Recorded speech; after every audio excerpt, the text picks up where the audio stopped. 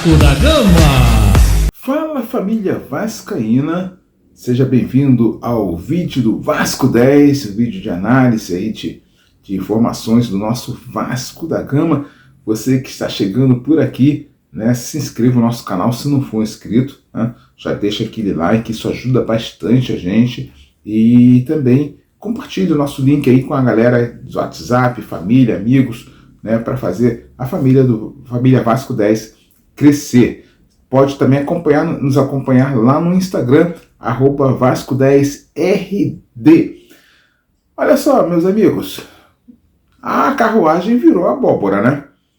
Numa atuação desastrosa, uma atuação fraca, o Vasco perdeu para o Juventude.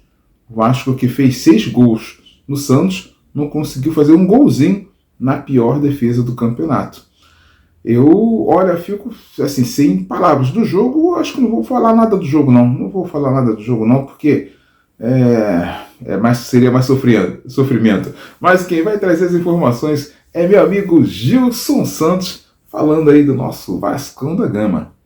Olá, Erasmo! Olá, você que está chegando a Vasco 10 desta quinta-feira. E Erasmo, não foi do jeito que o torcedor vascaíno planejou. Depois de uma vitória histórica jogando em São Paulo contra o Santos no último domingo, o Vasco voltou a apresentar muitos erros e perdeu por 2-0 ontem jogando em Caxias do Sul.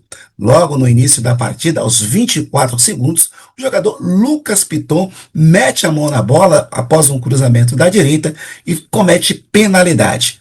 O veterano Nenê, ídolo do Vasco, cobrou e fez 1-0.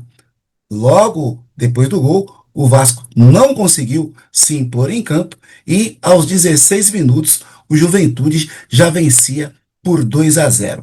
O atacante Gabriel Talhari recebeu livre entre os zagueiros do Vasco, bateu para o gol, fez o gol e selou a vitória do Juventude. O Vasco muito modificado em relação à partida do último domingo. Jogou, por exemplo, o Thiago Mendes de volante, teve a oportunidade de estrear no time titular do Vasco e se apresentou como um volante pesado, de baixa mobilidade e pouco ajudou o Vasco em campo.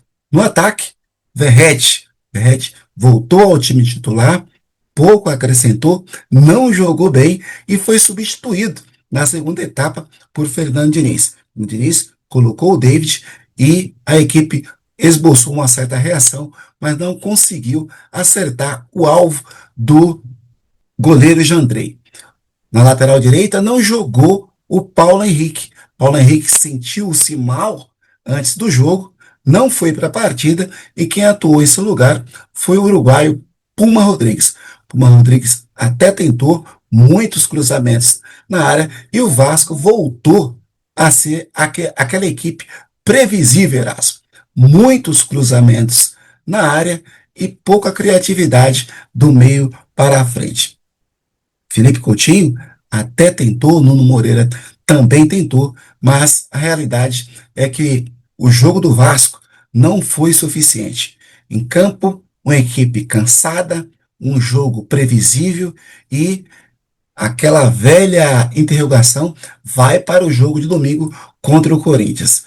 Se apresentou bem contra o Santos, se apresentou mal no jogo contra o Juventude. Perdeu, continua próximo à zona do rebaixamento e a pressão em cima de Fernando Diniz para fazer mudança no ataque, para barrar o atacante Verratti, vai continuar acontecendo, a pressão é grande, mas na entrevista do treinador vascaíno, ele disse que a equipe entrou com baixa concentração, não conseguiu entregar aquilo que se esperava e que o jogador Verratti continua sendo prestigiado.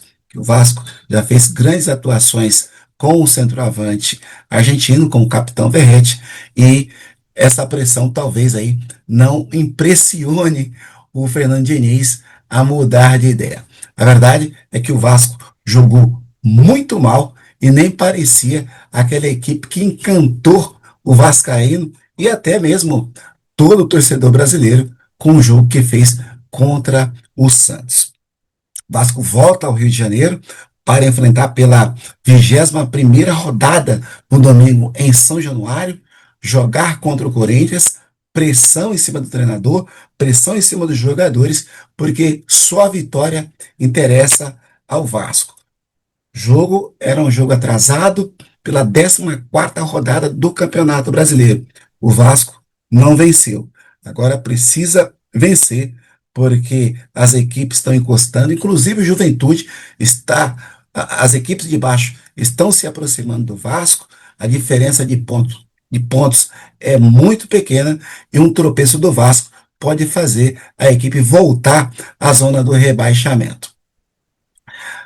A grande notícia do dia, Erasmo, foi o encaminhamento da venda do zagueiro Luiz Gustavo para o Grupo City, para o Bahia. O Luiz Gustavo foi sondado pelo Grupo City, que apresentou uma proposta ao Vasco da Gama, 5 milhões de euros por 70% do passe do jogador vascaíno.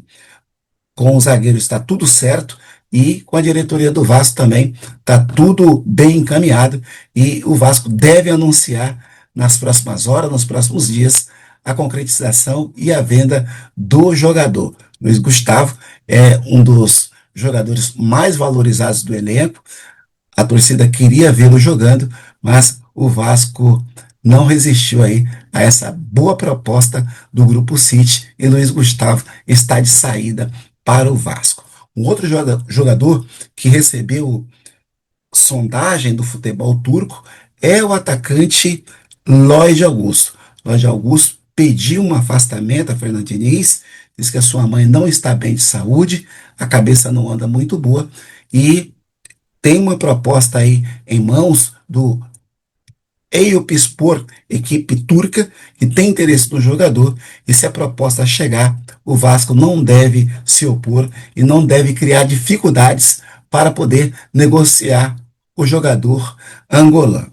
Admar Lopes continua aí negociando com o zagueiro Renan, o zagueiro ex-Corinthians, que está acertando a sua vinda para o Vasco. O Robert Renan é alvo de Admar Lopes e pode aí ser anunciado como jogador do Vasco. A verdade é que o Vasco terminou a partida ontem sem nenhum zagueiro, o Vasco terminou a partida jogando com Tietê e com Hugo Moura. Então se faz urgente a contratação de zagueiros para o Vasco da Gama. O Vasco não tem zagueiro e a previsão agora é de contratação de 3 zagueiros para o Vasco.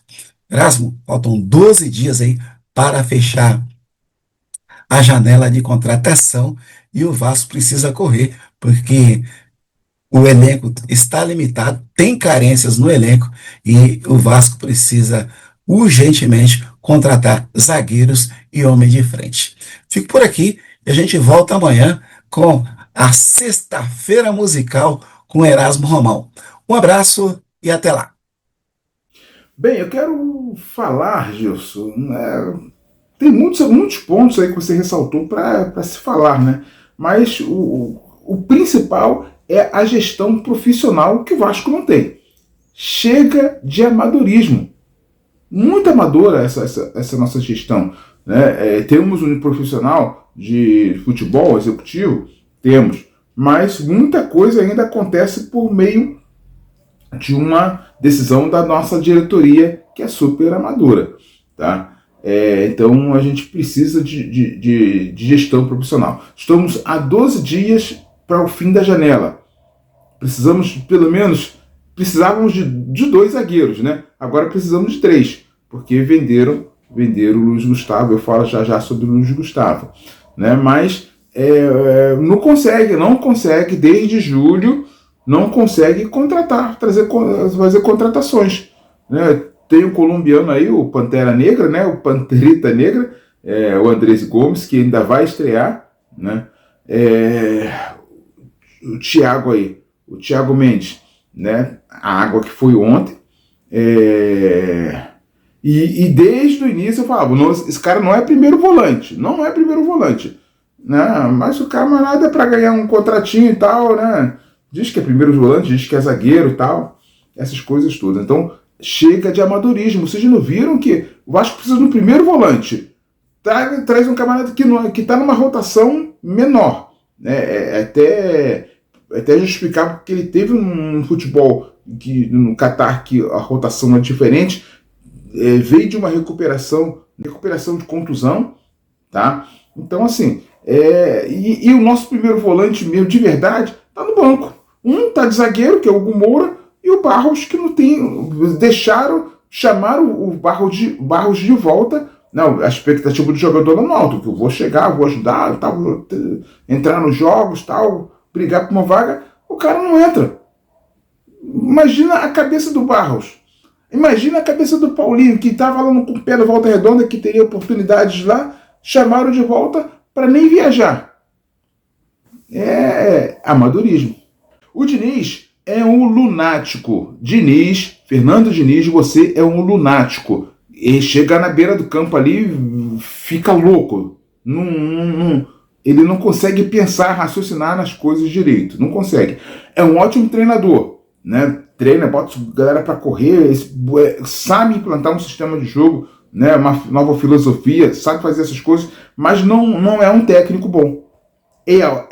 Treina, sabe treinar, mas não sabe, não é um técnico, sabe pensar o jogo, não sabe fazer a leitura do jogo ali. E aí tem as suas convicções, malditas convicções, que ele não consegue, assim, não, aqui é melhor fazer assim, é melhor fazer assado. Não, é aquele jeito turrão. E aí vai pro buraco. Eu cansei do Diniz, tá? Ponto. O Luiz Gustavo, a transação com o Bahia, né? O Luiz Gustavo, ao meu ver, poderia sair do Vasco por um valor maior, principalmente se fosse para o mercado europeu, tá? Além disso, por sair um valor menor, é claro que o Vasco mantém um percentual sobre o jogador, tá? Além disso, de sair por um percentual menor, ele reforça um adversário. O Bahia está no G4, está no outra prateleira, mas reforça um adversário. Outra coisa, o Grupo City comprou lá o Vitor Reis por 200 milhões. E agora o que o Grupo City faz? Contrata um camarada de potencial por 35 milhões. Ou seja, o Luiz Gustavo, ele desenvolvendo no Bahia, ele vai para um Grupo City também, fica mais fácil. É claro que ele vai valorizar, vai transação, mas o Grupo City conseguiu enxergar num jogador aí uma possibilidade de ganhos, inclusive ganhos financeiros e ganho técnico também, porque é muito bom jogador, o Luiz Gustavo. Eu quero deixar meu grande abraço para este dia para o técnico Fernando Diniz, que ele consegue fazer proezas, né? Ele consegue terminar um jogo com 4 atacantes, 3 laterais, né? 1 meia e 2 volantes, além do goleiro, é claro. Mas ele terminou com a zaga, né? E inventou um monte de coisa e não deu coisa nenhuma. Então, cadê a organização? Ele treinou isso aqui?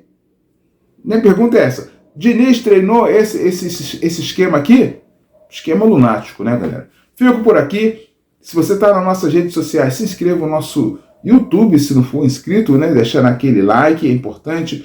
Compartilhando aí com os amigos as nossas publicações. Lá no Instagram, @VascoRD. Te aguardamos por lá também. E amanhã a gente volta, esperamos trazer boas notícias do Vasco da Gama. Um grande abraço.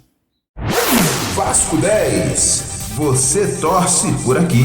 Vasco da Gama.